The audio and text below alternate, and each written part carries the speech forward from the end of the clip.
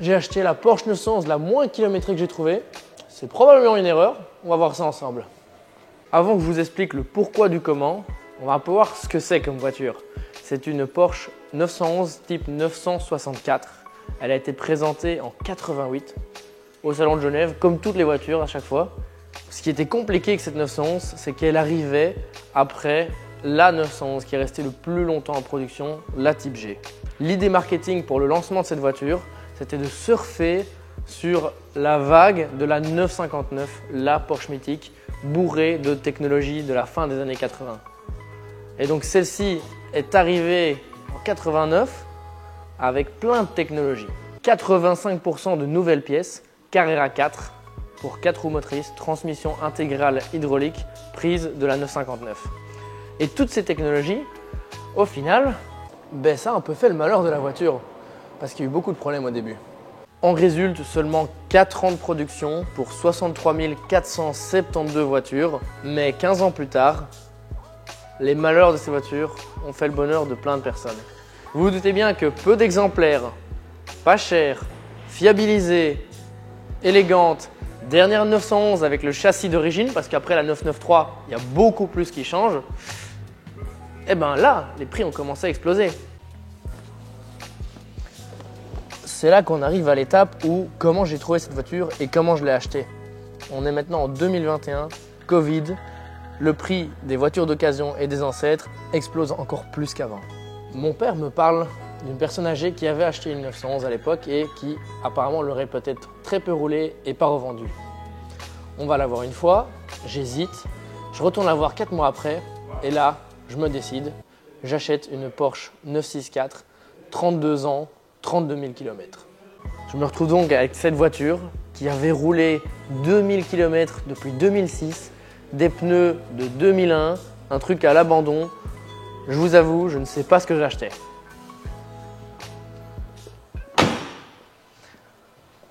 Et maintenant, on va retourner un peu dans le passé, à l'époque où j'analysais ce qui n'allait pas sur la voiture. On se retrouve à la fin pour voir si j'ai fait une connerie.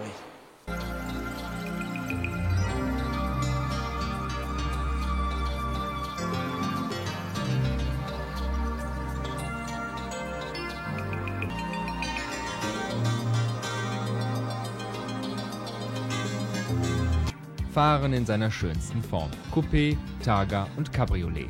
3, die unverwechselbar das Erscheinungsbild des Porsche 911 bestimmen.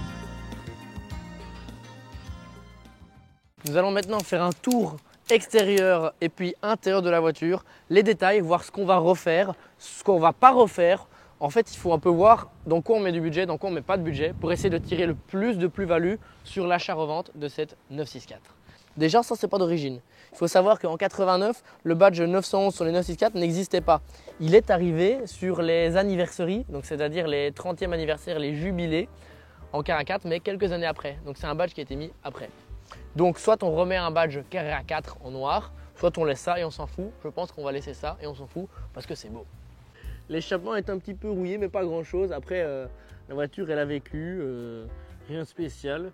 Globalement, si. Ce phare frein qui n'est pas toujours d'origine, mais comme maintenant il y a le trou là-dedans, je ne vais pas pouvoir le retirer, sinon j'ai un trou dans mon capot arrière. Les aguerris l'auront remarqué, les toutes premières 964 n'avaient pas ce genre de rétro et ce genre de jantes.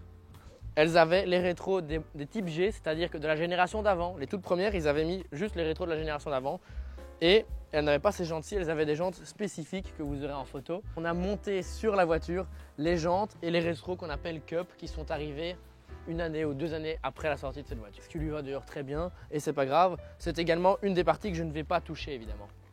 Là, c'est le plus gros problème du véhicule. Suivez-moi, venez donc, c'est le vernis.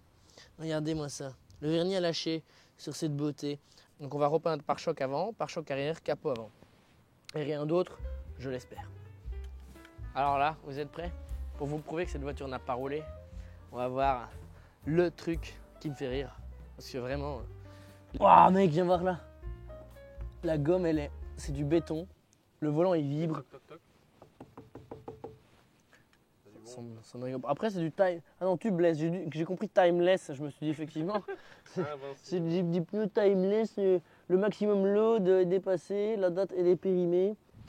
On va terminer par le petit tour extérieur des griffes, s'il y en a, et des problèmes peinture en plus du vernis. Alors ça, je ne saurais rien faire, à part faire une petite couche pour la rendre moins visible. Malheureusement, c'est complètement dedans. Si vous voulez zoomer à fond de chez à fond, je ne sais pas si c'est déjà le cas.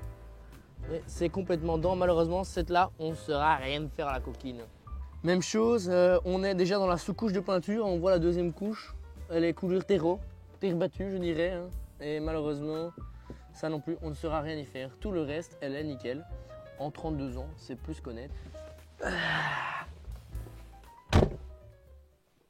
Allons, passons à l'intérieur. La voiture est grise, mais pas n'importe quelle grise. Stone grey, intérieur gris complet, cuir. L'autre volant d'origine, vous l'aurez en photo. Moi, je le déteste, surtout sur les premières phases. Celui-là, c'est... T'as envie d'attaquer, t'es clairement, t'as envie de dire... J'adore. En fait, je pourrais rouler cette voiture tous les jours, mais comme elle n'a pas de kilomètres, je ne le fais pas. Oh, pauvre de petite. Alors, l'intérieur, qu'est-ce qui ne va pas à l'intérieur? Je n'ai pas l'autoradio d'origine. On va pas en mourir, mais voilà. De toute façon, maintenant, il y a le PCCM Plus classique où on peut avoir Apple CarPlay, etc. à l'intérieur. J'ai le petit bouton ici qui est décédé. Tout ce qui est tombé dans cette voiture, parce qu'il faut savoir que les plastiques qui ont 34 ans, malheureusement, ça tombe. J'ai tout récupéré ici. Donc, regardez.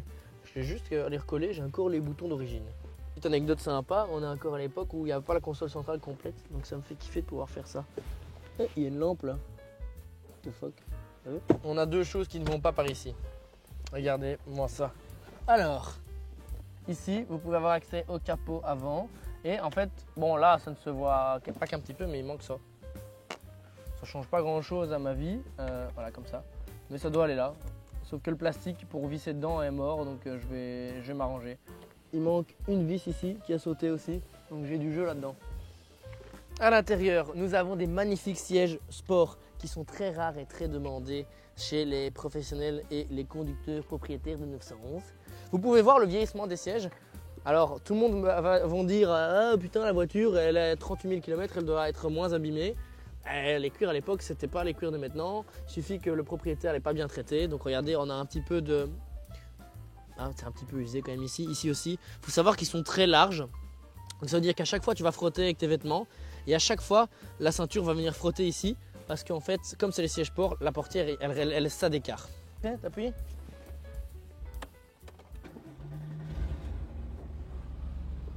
Et voilà.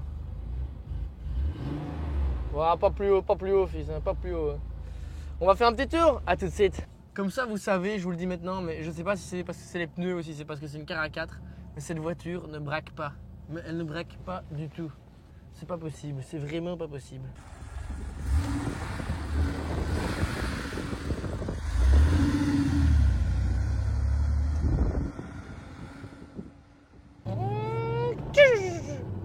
Et nous sommes dans la voiture, elle roule, et oui, parce qu'il fallait bien vous montrer un peu la voiture en mouvement.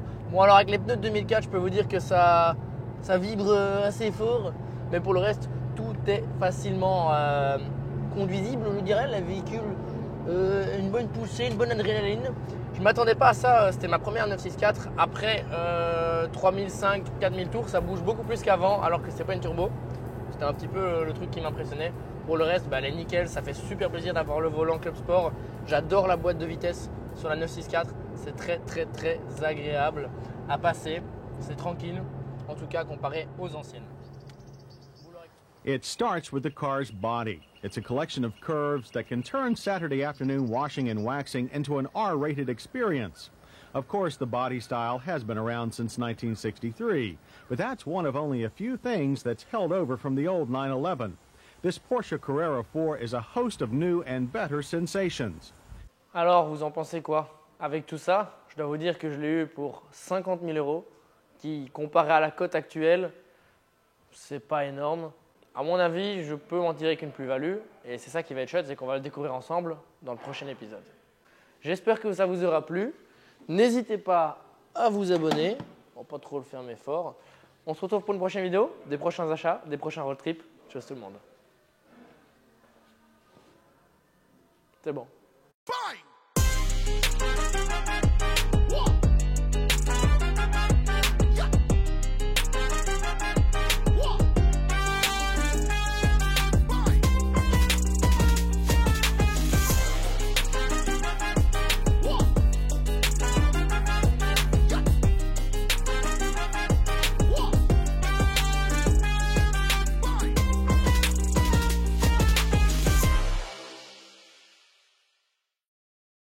avance vers moi en marchant. Tu fais, hé Lem, qu'est-ce qui se passe?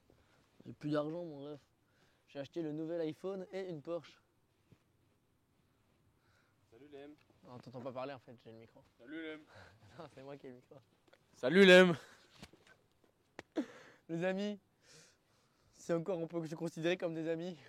Je n'ai plus d'argent. J'ai acheté le nouvel iPhone, un costume et une Porsche 911. Du coup, non, il fallait pas la montrer. On recommence.